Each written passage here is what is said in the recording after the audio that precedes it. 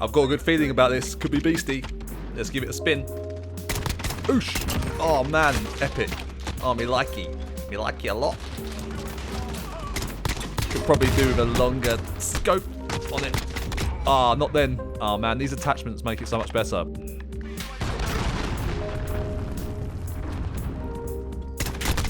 Yep. Loving it. Dreamy.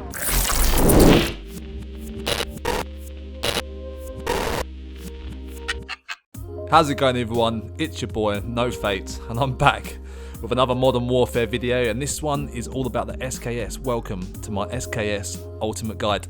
The idea behind all of my guide videos, well, all my videos in general really, is to give you guys the best information possible, to be really in-depth and thorough, and give you some really good insights, and this video is no exception.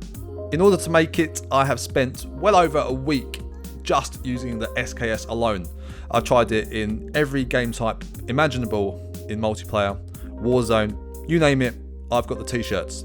So if you appreciate that and like what I'm doing, then please give the video a like. It lets me know that I'm doing the right thing. Also subscribe to the channel to stay up to date with all my future uploads. Join the No Fate crew. And yeah, it's amazing to have you all along for the ride. Without any further ado, let's get into this. First up, let's talk about idle weapon sway. Now you might be thinking, why do I want to lead the video talking about this?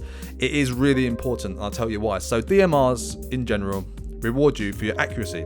And as you can see here, the SKS's weapon sway is not too bad, but it's not too great either, and it's enough to take you off of your headshots, which is where the SKS shines. I'm going to talk about this in a little bit more detail in a second in the damage section, but you want to remove this weapon sway as much as possible. Now you saw me at the beginning of the video, I had a few clips of where I've added these attachments, and then I said, oh, I've added them, it's made it dreamy. The noticeable change is huge, because as I said, these guns reward you for your accuracy, so anything that kind of takes you off of your true aim should be negated. We're going to talk about recoil now, but let me just tell you that adding these weapon stabilization attachments for me made a massive difference. Now you might try them and say, oh, I don't really feel the difference, but I'm just talking about my personal preference. Obviously you guys can add your own attachments, and it's all about your own playstyle, how it feels for you, and that's all I care about really. Is like, for me, that made a massive difference, and it all makes sense, right? As you can see, swaying around everywhere, trying to land headshots, not a great thing. Doing something that stabilizes the weapon, gets you on target, gets you those kills, and everything goes a lot better. Now let's talk about the recoil in general.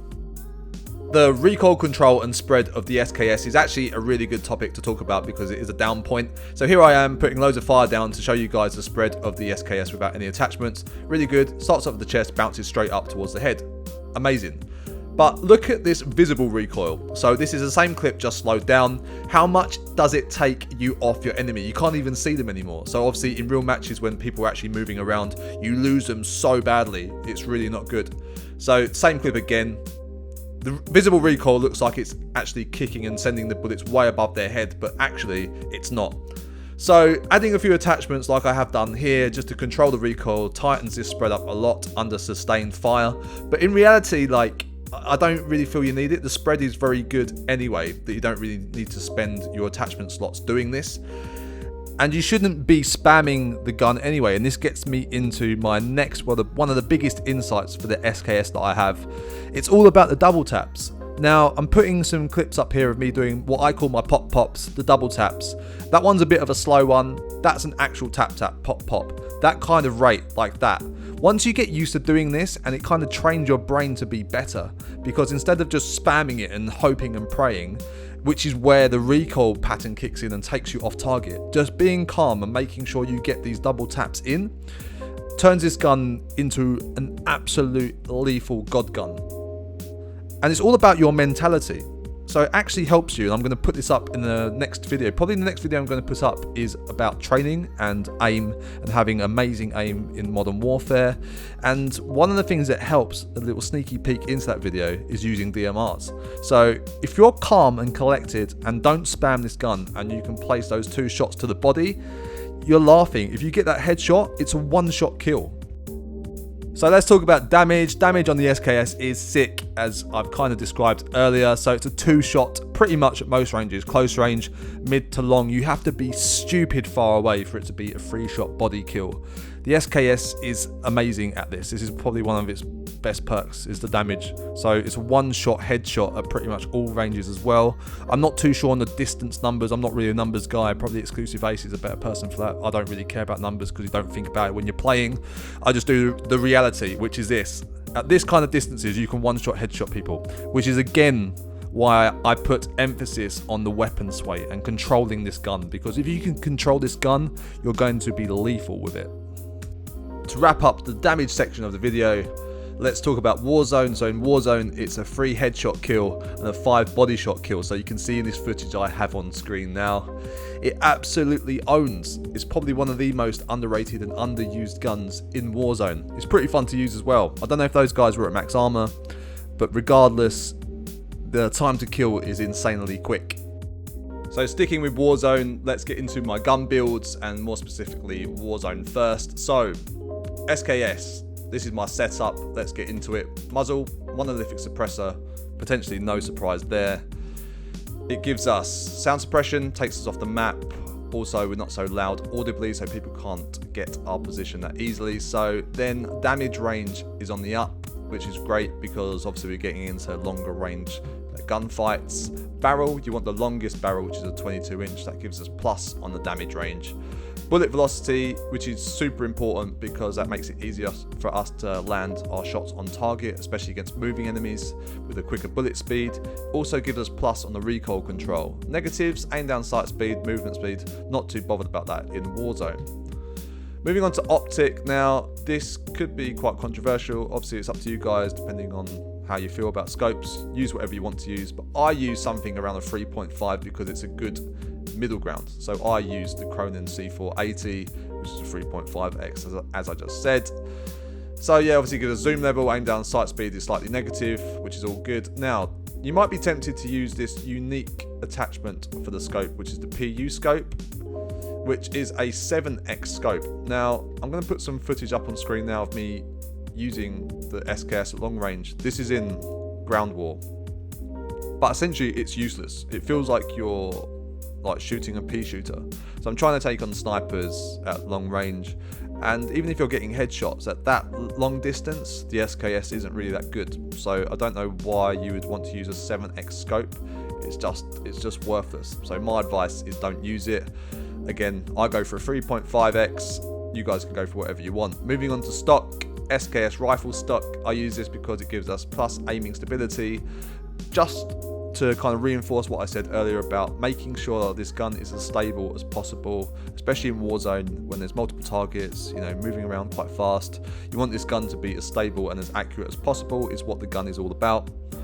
Then it gives us plus aim walking steadiness. I like this because if I am moving side to side while strafing, whilst trying to take on targets, maybe I'm firing the gun quite rapidly, I want that aim walking steadiness as well. Now, underbarrel, I used a range of foregrip. Again, gives us that recoil control for when we are kind of spamming or using the SKS quite aggressively. It also gives us plus aiming stability for taking like longer range gunfights, etc. Just again making the gun more stable so you can land those shots easily. That in conjunction with the bullet velocity is key, really, because you want something, these other ones don't really, this does it, but not as much as a 22 inch. So you can either go between the FTAC landmark or the 22 inch. I mean, the stats kind of like are negligible, but I would always just go for the longer barrel for Warzone. Now, in terms of the whole class setup, you're going to want to run this with a submachine gun of some form. I go for the MP7. This is the build that I use. You don't have to use it specifically. I mean, this is quite a common build. Again, I've got this barrel just to kind of give it some extra damage range and bullet velocity. If I do feel like I need to use it at longer ranges. Optics up to you. Don't even really need to use an optic. You can use whatever you want. You can put something on the rear grip for recoil control, make it even more laser beamy. Stock, I go for this, but I'm not going to get into this specifically. It's not an MP7 build, but this is kind of what I use in comparison, well, in conjunction with the SKS. The reason being is, if you're getting into close range gunfights, the SKS is alright, but it's not the weapon of choice. If you're going to run this and then no overkill, and you're going to be using a sidearm, you probably want to go with like the double 357s, double Rafikas, or of course the good old RPG. So moving into perks, I use Cold-Blooded, Overkill and Amped, just for that faster weapon swap between the SKS and MP7 when I get into these close range combat situations. Lethal, we go for C4 heartbeat sensor. I mean, I play normally solos. That's when I use this class. I feel it's really, really good because you get this kind of like excellent mid to long range gun, excellent close to mid range gun, C4 for any vehicles, and heartbeat sensors for obviously early game before everyone's got Ghost to get those kills. Now let's move on to my gun builds for every other different game type, talking about ground war, 6v6 and 10v10s. So for a close range build for the SKS, this is like super aggressive, up in your face, which is really, really good with the SKS. It's really fun actually. Out of all the builds, I'd actually say this is probably my favourite. I'd actually prefer to use it as a run and gun style weapon rather than like a long mid-range thing. It's really, really good, but this is just super fun. So muzzle, lightweight suppressor, just because I like to use suppressed weapons. I don't like the sounds, to be too noisy. Takes you off the map. It does minimize your damage range, but we don't really care because this is supposed to be like super up close and personal. Now the reason why I like using it up close and personal is because of the fire rate and that 20 round mag. As I say, it's still 2-shot body shot, unless you're doing like stupidly long ranges, which is why you wouldn't use these kind of attachments anyway, because it lessens the bullet velocity and obviously stuff like recoil control. But the bullet velocity and damage range is something that we don't really care about with this build because we're up close and personal. It's just super cool. So yeah, 16-inch FSS para because of the aim down sight speed and movement speed, which is what we're all about with this build, being super aggressive. So that's really cool. Laser, tac laser, it's only laser you've got, but it gives you so much. Aim down sight speed, aiming stability, aim walking steadiness, but the laser is visible to enemies. We don't care about that because they're going to be dead in like 2 seconds. So stock, sword off stock is what you want to go for because again, it gives us movement speed and aim down sight speed, super aggressive. Cons are aiming stability and recoil control. We don't really care about that. So this is your kind of like running and gunning, super spammy. If you want to spam it, do it. Again, just be aware of that visible recoil that I keep talking about. Under barrel, Merc 4 grip. Reason being, gives us recoil control and hip fire accuracy for when we get in those situations where we don't want to ADS. In terms of the overall class, I go for this SKS close build with Rafikas.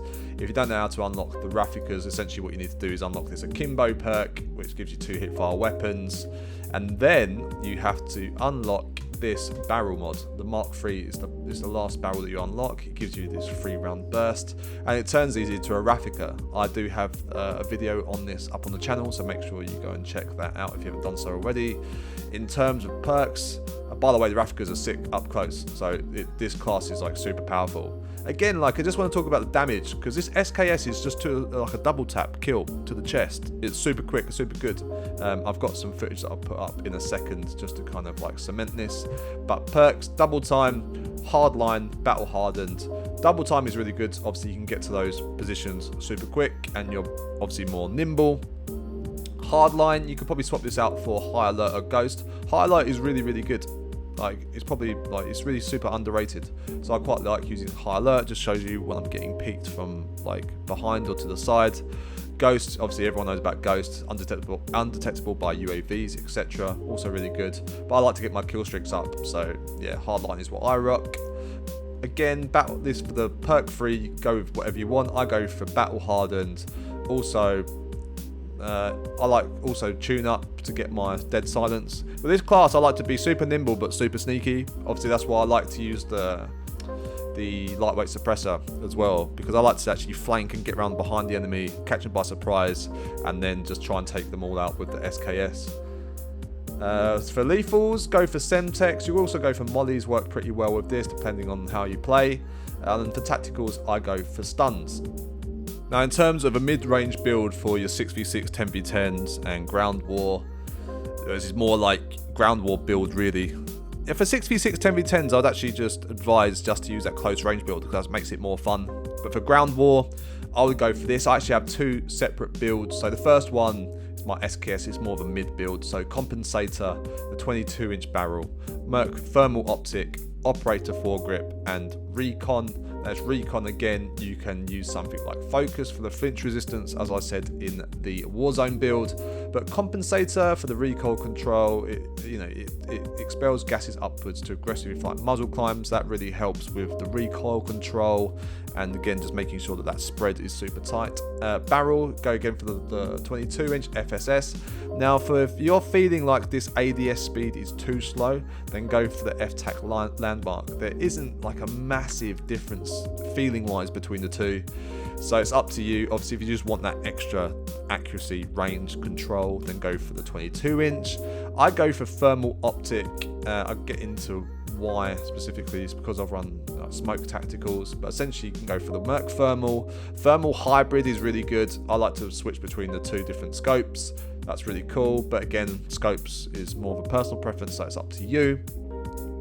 Operator foregrip gives us that recoil control. You can go for what I did in the Warzone build, which is the Ranger foregrip as well. That's kind of up to you. Both are really, really good because they help with that recoil control, in both of them. So take your pick. Outside of that, I use either recon or focus. Taking a look at the overall class, I like to run this with overkill. It's kind of similar to a Warzone build, so I like to run it with this, which is the M13. Just taking a quick look at this setup for you guys. So monolithic suppressor, Tempest marksman, hollow sight, M13 stock, and the commando foregrip. In terms of perks, cold-blooded, just to stay away from those pesky kill streaks. Overkill, obviously, to have the two weapons. Amped, just so I can swap between the weapons quickly enough. In terms of lethals, I run Semtex and smokes when I'm using a thermal scope. That really helps. It's not the same as Warzone. Like when you're playing on ground war, a lot of people don't run cold-blooded. It's quite surprising how many people don't. So smoke grenades and thermals work really well. Another fun build which is good for mid to long range is this one. I run monolithic suppressor, the 22-inch barrel, the Cronin C480 optic, and the SKS rifle stock. I don't know what it is really, but I tend to find that using the SKS rifle stock improves my gunplay with the SKS a lot, but I have no idea why. I think it's due to this aiming stability and the aim walking steadiness. And again, like I said in the beginning of the video, just making this gun super stable seems to work fantastically. So, and then for underbarrel, I just go for the operator foregrip. Once again, you could go for the Ranger foregrip as well. That's about going to wrap it up for this video, everyone. If you found it informative and you liked it, then please drop a like on the video. It really does help me out. Make sure you subscribe to stay up to date with all of my future content. And yeah, I'll see you in the next one. Peace.